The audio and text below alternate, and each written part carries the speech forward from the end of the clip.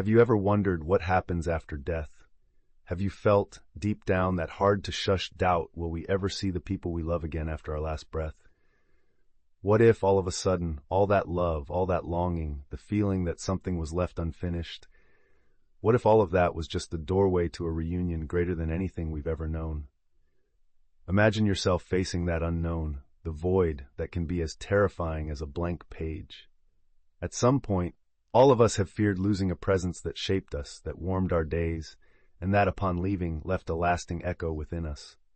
Where are those smiles, those table conversations, those hugs that seem to last forever? Is it possible for this connection to persist, even when our eyes can no longer see? Think about this. Thousands of years of history, billions of lives, and a single question hanging in the air like a silent mist. Is love really stronger than death? And if it is, where will we find those who've passed on? Is there an after for our bonds, or does everything just dissolve into nothingness? It's a question that gets to you, keeps you up at night, makes your heart race. I want to invite you today to walk with me on a unique journey. The search for the answer to this question that cuts across cultures, religions, sciences, and the most intimate hope of each of us. No matter your belief, your experience, the mystery of death is universal, and the desire for reunion is too. Stick with me, because throughout this video, we're going to explore not only the traditional answers, but also modern experiences, scientific investigations, and real stories that defy logic and fuel faith. Before we dive into this deep search, go ahead and like this video, subscribe to the channel, and hit the bell so you don't miss the next chapters of this journey into the unknown.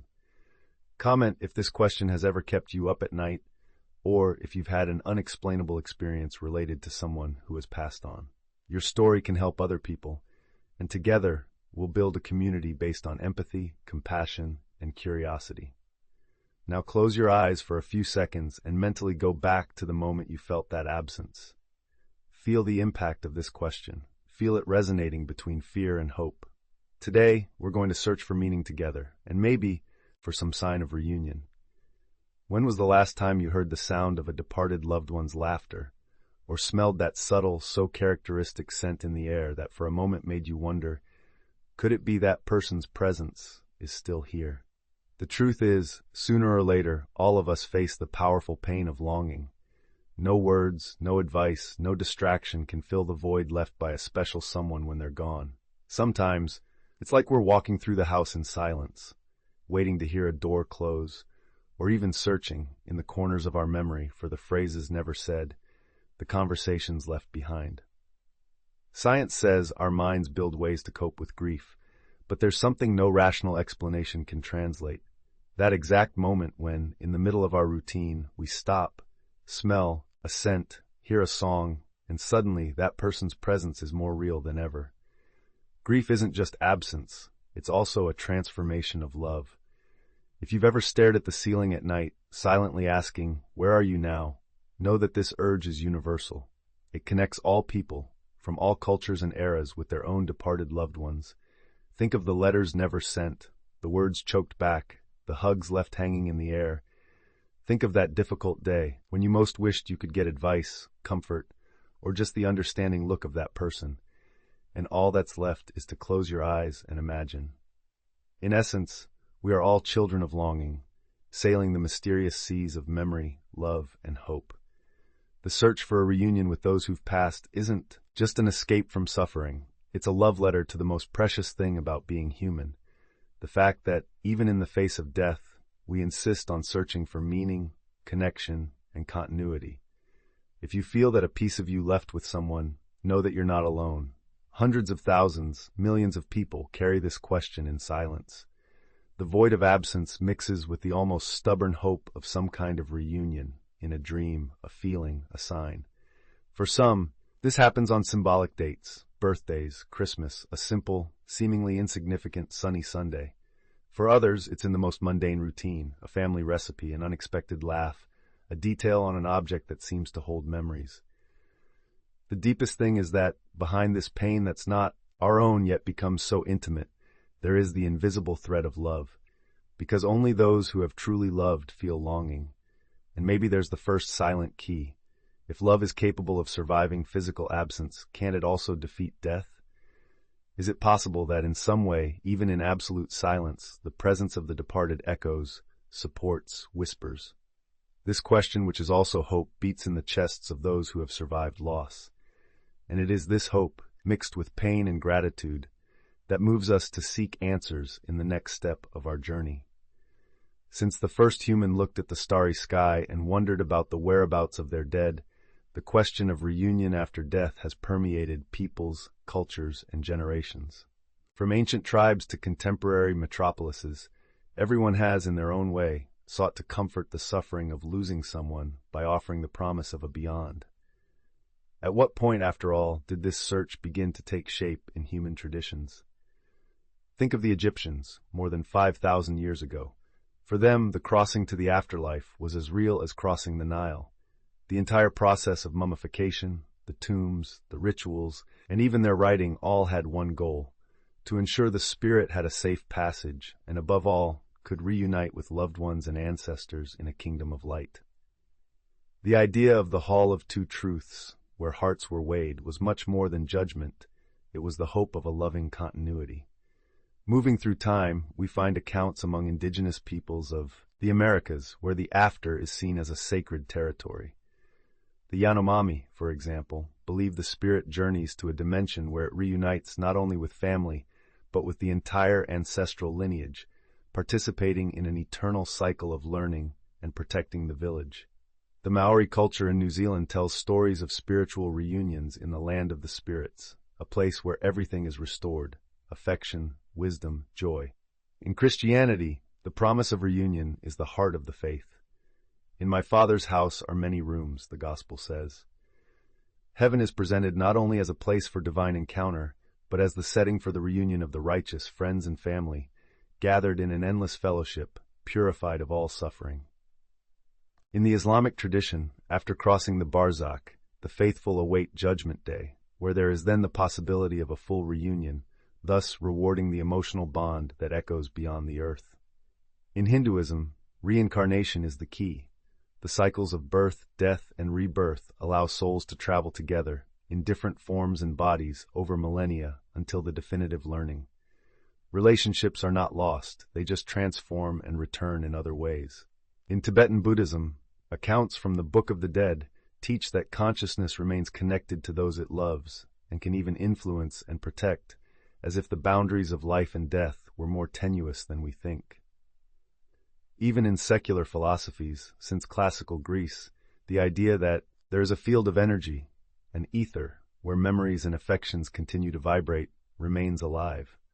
The Stoics spoke of the immortality of a legacy, the indelible impact that is engraved in time by those we love. Rites of passage, festivals like the Day of the Dead in Mexico or Obon in Japan, celebrate not the absence but the reunion. Altars, food, letters, songs, everything to ensure that no one truly leaves as long as they are remembered. It is fascinating to see that, even without definitive answers, humanity has built bridges of hope over the abyss of death. What's more, the desire for reunion is not an individual fantasy, but one of the foundations of our culture, art, and religion. If so many different peoples have converged on this hope, couldn't the impulse for reunion actually be a fundamental human instinct?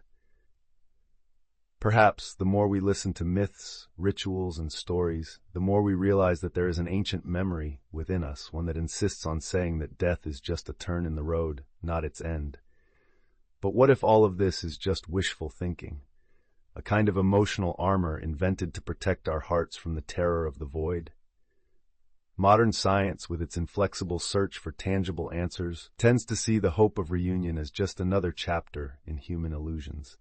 Neurons firing in the brain, chemical reactions mediating emotions, stories repeated over the centuries so we don't sink into the despair of impermanence. Big names in neuroscience, like Oliver Sacks, have described experiences where grief produces sensations that are too vivid to be just memories, voices, images, even touches, all reconstructed by a brain hungry for meaning. For many psychologists, the belief in reunion would be a defense mechanism, a way the mind finds to survive trauma, soften pain, give purpose to irreparable absence. Wishful thinking, they say, believing in something because it's more comfortable than accepting reality.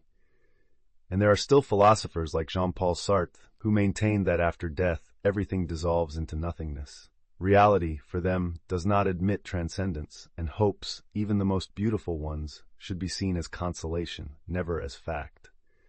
Biology, in turn, treats death as the irreversible shutdown of the organism, and that's it. The body decomposes, consciousness disappears, and all that's left are memories preserved by those who kept on living. However, is it possible to completely ignore the universality of this desire? Skepticism, while challenging easy answers, opens up space for even more unsettling questions. Why, after all, does the search for reunion persist, generation after generation, even in the face of scientific advances? Why, even in an era of so much reason, do millions continue to report encounters, dreams, and signs? If there is absolutely nothing after death, why does the impulse to search remain so intense and recurrent? Are we just evolutionarily programmed to create meaning where there is none? Or could it be that, in this persistent search, there resides an intuition about something that science still cannot measure, but that humanity has felt since the caves? The interesting thing is that the more rational paradigms try to silence this hope, the more it finds new ways to germinate, in psychology, in art, in the accounts of ordinary people, and even in scientific hypotheses about consciousness and energy. And here, at this delicate point between faith and reason, the seed of a powerful and essential doubt is born. Because whether it's for comfort, a biological impulse, or a trace of a greater truth, the question doesn't disappear. It just changes shape, adapting to the time, the culture, the individual belief. And while we try to answer it rationally, the heart insists, would it really be impossible to reunite with those who have left? Would we truly have to give up this possibility forever? It is this tension between skepticism and hope, science and feeling, doubt and desire, that will make our dive into the next chapters of this journey irresistible. After all, do we really need to choose between one and the other? Or is there a possible path where reason and emotion can together point to some kind of answer? If you have doubts, skeptical experiences, or different beliefs, leave them in the comments. Your view is essential to broaden this debate. And remember, follow the channel to receive the next episodes, because we still have a lot to explore about the possible evidence and hypotheses that surround reunion after death. After all, the search for answers is a collective journey, and your presence here is already a fundamental part of it. Have you ever heard of people who were on the verge of death and came back with stories that defy everything we understand as real? The so-called near-death experiences, or NDEs, have gained increasing recognition among doctors, researchers, and behavioral scientists. And do you know why? Because many of these experiences are so intense, detailed, and sometimes verifiable that they simply cannot be ignored. Imagine the scene. A patient in cardiac arrest, with supposedly zero brain activity for several minutes, reports upon waking, having seen their own body lying on the gurney, describes the movements of the medical team with precision, and recalls conversations that happened in the other room. Renowned doctors like Dr. Sam Parnia, a researcher at New York University, lead serious studies analyzing such accounts through the AWARE project in over 25 hospitals. Preliminary conclusion: there are experiences reported during periods when, theoretically, consciousness could not exist. But what does this have to do with reunions after death? It's because many people who have crossed the threshold between life and death report not only journeys of consciousness, but encounters with loved ones who have already passed away. Parents, children, partners, friends. The experiences vary in form, but there are recurring elements: the feeling of absolute love, deep peace, and the feeling of home. Some are greeted by deceased family members who seem to guide them, comfort them, or even warn them that it's not their time yet. How can we ignore hundreds of thousands of similar reports around the world from people with totally different cultures?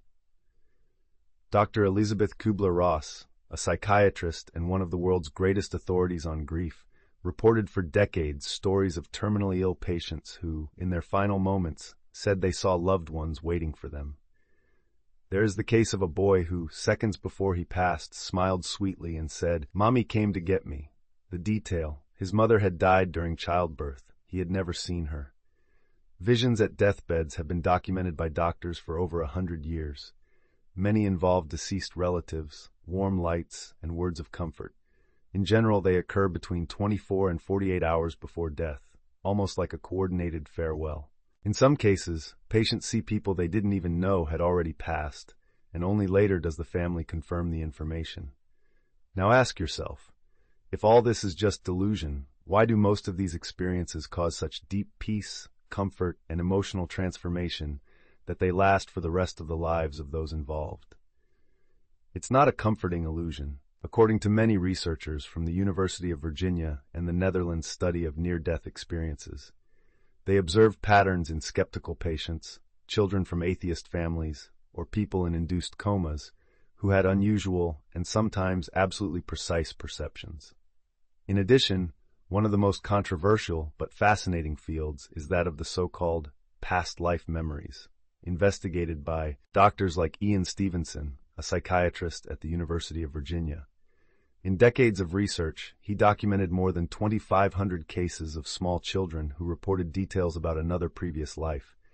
Many of this information, names, dates, locations, were later verified with historical records. In some of the accounts, these children talk about spiritual encounters with people who had been family members in other lives or recent deceased. Of course, there is a lot to question. We are dealing with the unexplainable. But what if, in these gaps of lucidity within the mystery, there are subtle clues that absence is not the end? Maybe reunion after death is not an invention, but a memory that we access when our senses approach a higher, more subtle frequency, where love still pulses. We have now reached a fascinating point. After going through stories, emotions, and possible evidence, how about we delve into an even more mysterious and intriguing layer? That of philosophical thought and theories about consciousness, the soul, and time. Let's start with a question. What is consciousness? For most spiritual traditions and some emerging scientific currents, it is not a byproduct of the brain, but something greater that uses the brain as a kind of antenna. This is the argument of thinkers like neurosurgeon Dr. Eben Alexander, author of the bestseller Proof of Heaven. After a prolonged near-death experience, he began to argue that consciousness can exist independently of the physical functioning of the brain. In other words, it continues after the body stops. And if consciousness does not depend on the body, is it possible that what we call the soul is in fact an energetic portion of who we were, a subtle identity that remains active on a plane outside of linear time? Quantum physics suggests that time may not be a straight line, but a multidimensional field. The renowned physicist Michio Kaku has stated that the idea of parallel universes and extra dimensions is no longer science fiction, but a legitimate line of research. Within this view, who said that different timelines cannot cross? And what if ancestor and descendant coexist in other layers of reality? Philosophy also contributes with luminous paths. Plato, for example, spoke of the soul as an eternal substance that reincarnates several times. The French philosopher Henri Bergson saw memory as something that transcends the body, an energy that continues to echo. And modern spiritualists believe in soul contracts, unconscious agreements made between spirits before incarnation, defining learnings, encounters, and even departures. And maybe this is an important point. What if this life is just a station on the journey of a much greater one? The theologian Paul Tillich said that the true opposite of death is not life, but birth. Life and death are two sides of a continuous cycle, and if so, reunion would be not just a possibility, but a natural stage in this sacred circuit. Another engaging concept is that of the morphogenetic field, proposed by Rupert Sheldrake. It is an invisible matrix where information is not lost, but remains stored, vibrating, and can be accessed and shared between generations. This is why sometimes we feel presences that we cannot explain. Affective memory is not just in our mind, it's in the field that surrounds everything. If we exist as vibrations, as frequencies, as light, then maybe love is the gravitational force of the spirit. What unites, attracts, reconnects. The soul recognizes the soul, even without the body. Time would not be sterilely chronological, it would be affective. And where there is authentic love, there will always be a way back. Have you ever wondered why some encounters feel so familiar, as if that hug had been experienced 1,000 times? And why do certain farewells hurt much more than time or living together would justify? Perhaps it's because the soul remembers. It knows. Now imagine all these threads being woven together: science, spirituality, philosophy, culture, personal experience. And, at the center of everything, a single, simple but revolutionary idea: love does not end. Scholars from all over the world have observed that even with very different belief systems, there is an instinctive convergence among cultures about the possibility of reunion after death. From Mexican rituals, which place favorite dishes on the altar of ancestors on the Day of the Dead, to the vivid dreams that grieving mothers report in the middle of the night, there is a universal language being told, felt, and transmitted. In a study coordinated by anthropologists Edith Turner and Harvey Whitehouse, more than 140 cultures with rituals linked to the presence of the dead were analyzed. Almost all of them share the same principle: the emotional bond remains. Whether through reincarnation, subtle appearances, or incorporation into shamanic ceremonies, the presence of loved ones continues to be sought and often felt. And the most moving point is this: regardless of belief, the common factor is love. It is what transforms an absent body into an emotional presence. It is what makes us dream of the loved one, and upon waking, feel that we have indeed reunited. Love is the bridge between dimensions that we do not understand. Where there is true love, perhaps there is no real distance. Rational logic tries to separate the visible from the invisible, but the human soul is not made of logic alone. It feels, intuits, recognizes. This is why, even after decades, when we hear a song or smell a fragrance, something inside us breaks and reconnects. It's not an illusion, it's the depth of affective rootedness. Thomas More, author of Care of the Soul, brings a necessary perspective. Grief is a way of continuing to love someone who has left, and perhaps loving is a way of continuing to live together, even without the touch. It is this love that resists absence, that transforms grief into ritual, pain into longing, and longing into prayer. Belief or not, faith or doubt, what this cross-cultural consensus shows is that there is a fundamental human yearning for connection. And maybe we are talking less about a place, heaven, the astral plane, the world of spirits, and more about a state of communion, a place of the heart. The question then ceases to be, is there a reunion, and becomes, what forces reconnect us, even in the face of death? The answer may be in every memory that still pulses, in every tear that still falls with love, in every dream that brings someone back. And yes, perhaps in every silent reunion we feel, but cannot explain. In the next topics, we're going to see how all this can be experienced here and now with rituals, interpretations, and the deep possibility of emotional transformation by seeing death not as a final point, but as a link to the infinite. But before that, comment here. Have you ever felt the presence of someone who has passed? Have you had a dream that felt more real than anything else? Any sign that came as comfort? Share with us. There are many of us feeling the same thing. And maybe together we can decipher a little more of this great mystery called reunion. Don't forget to like this video and subscribe. The next step of our journey will show you how to live in the face of this extraordinary possibility of eternal reunion. Now that we have walked through stories, cultures, evidence, and possibilities, it's time for the most intimate and valuable part of this journey. What does all this change about how we live today, here now, with who we are, with what we feel? Because if there really is a chance to reunite with those we love after death, how does that transform the way we love now, while we have time, body, voice, and presence? If this bond is eternal, why wait for life to end to value connections? The great truth is that, in the face of the possibility of reunion, life needs to be lived with more awareness, more intention, and more presence. Those who believe in reunion do not fear death. They only fear not having loved enough in this life. And maybe that's why all this content isn't just about the end, but about the middle, about everything we can live between an arrival and a departure. But what can we do in practice to honor this hope of reunion? How to maintain the bond with those who have passed, and allow it to grow, mature, and even transform us? The first practical way is simple and powerful: remembrance rituals. All ancient cultures knew this.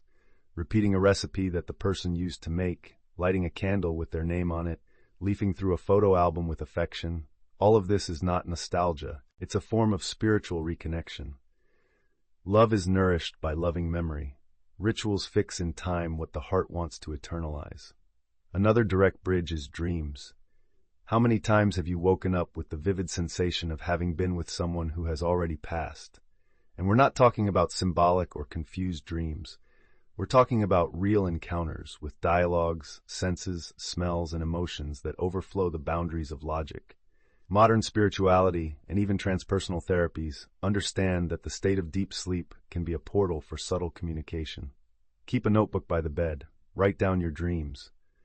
You may be receiving messages, advice, comfort, and not even realize it. Talking internally with the person who has passed is also a comforting and, for many, transformative practice. Speak out loud, write letters, ask, give thanks, and listen too. Sometimes the answer comes in the form of intuition, in a phrase that pops into your mind, in a feeling in your chest. It's not madness, it's effective language navigating between planes of existence. Another spiritual and emotional way to live this possibility is to share stories about the person, with friends, family, even with strangers. When we tell a love story, a memorable moment, a lesson, that person lives again with us. Shared memory is a collective form of eternity. But perhaps the most essential thing is personal transformation, allowing the pain of loss to transmute into growth. Maybe the person who left would want you to smile more, or take care of someone, or fulfill an old dream. In many spiritual traditions, it is believed that the dead continue to watch over us, guide us, and root for us. Making your own life a daily tribute to the one who has left is to live a kind of permanent reunion. And if reunion, in fact, is programmed to happen, may we arrive in that future dimension with a clean heart, with things sorted out, with regrets healed. Because maybe, on the other side, we will recognize with a smile, with a serene tear, the same look we once had to leave behind, and that never stopped loving us. Stop for a moment, close your eyes, take a deep breath. Now imagine yourself walking through a field lit by a soft light. Ahead you see someone, that person, that longing that has been with you for years. They look at you. They smile, not with their lips, but with their soul. You approach, not with your feet, but with your heart. And suddenly, without words, you understand. Nothing was ever lost. Everything was just waiting for the right moment to reunite. If love is indeed the strongest, most whole, and most resistant energy in the universe, then there is no definitive separation. If love transcends time, space, body, and even death, reunion is inevitable, because death can interrupt a touch. But it never kills a memory. It can silence a voice, but it never erases a presence. This is the indescribable beauty of true bonds. The stronger they were here, the more eternal they tend to be. And even if we don't have the concrete answers, even if the mystery remains, maybe the mystery itself is a language of love. As if the universe were saying, trust, it's not over yet. There is a quote that summarizes everything we have explored in this video, and that may resonate in your heart today. If love is stronger than death, then reunion will be inevitable. Keep these words with care. On days of absence, they will remind you of the presence. On days of pain, they will remind you of hope. Because yes, we all leave one day, but not all of us leave the heart. And when that reunion happens, whether in a future dimension, in a vivid memory, or in a dream that seems more real than wakefulness, you will know this love never left you. It was just waiting for you on the other side of eternity. Now that we have gone through this deep and meaningful journey together, I want to invite you to something special. Share your story. Have you ever felt the presence of someone who has passed? Have you had a dream that felt like a reunion? Have you received a sign, a feeling, something so strong that you knew you were not alone? Leave it here in the comments. This space exists for that, to create bonds, to welcome longing, to strengthen hope. Sometimes reading someone else's story is all we need to feel that little warmth in our chest again. And if this video touched you in some way, if it brought you peace, emotion, or even necessary tears like this video now, this helps the channel a lot to reach people who, like you, are looking for answers that science cannot yet give, but that the heart already feels. Subscribe to the channel and hit the bell to not miss the next episodes. Here we explore not only great mysteries, but the great emotions of life with respect, depth, and soul. And remember, the journey of spirituality is not only made of theories, it is built with shared experiences, generous listening, and above all, with love. Subscribe to the channel and leave your like to have access to more stories like this. Thank you for walking with us this far. Let's continue together, in hope, in memory, in the search, and who knows, in the slow and luminous direction of a reunion that time will never erase. See you in the next video. Until then,